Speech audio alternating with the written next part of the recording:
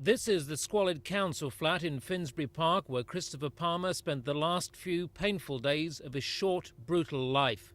It was here that he was bludgeoned to death, probably with a rounder's bat, after what the Old Bailey jury heard was deliberate and persistent violence. On the wall of his bedroom, graffiti scrawled by his parents.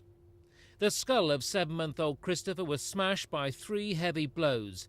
His arms were broken and he was covered in bruises. A top pathologist told the court they were the worst injuries he'd ever seen on a baby. Christopher's mother, Celia, was only 16 when he was born. Danny Palmer, also 16, thought he was the father. Later blood tests proved he wasn't. He'd been in council care since the age of 4. During the trial, Danny's mother, Janice, described how Celia had simply laughed when she urged them to take the injured child to hospital. When I saw Christopher, she said, I wanted to kill the pair of them. These are the events leading up to Christopher's death. On November the 2nd, baby Christopher was admitted to Ealing Hospital, apparently suffering a fit. On November the 8th, he was readmitted to Ealing with head injuries. His parents said it happened when they resuscitated him after his breathing stopped. Doctors were suspicious, and Christopher's case was brought to Ealing Council's attention. November the 17th, and Christopher was the subject of a child protection conference hosted by Ealing Council. It heard from the police, social workers and medical staff. Christopher was put on the council's at-risk register. It was decided to teach the infant's parents how to be a mother and father.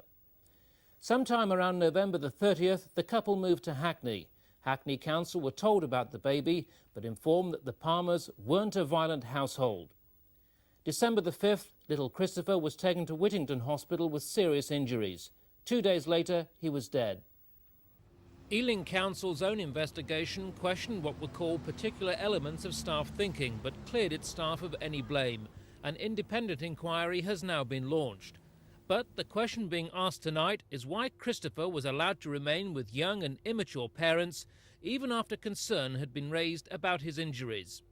With hindsight, we did not at that stage have information to justify bringing a case to court.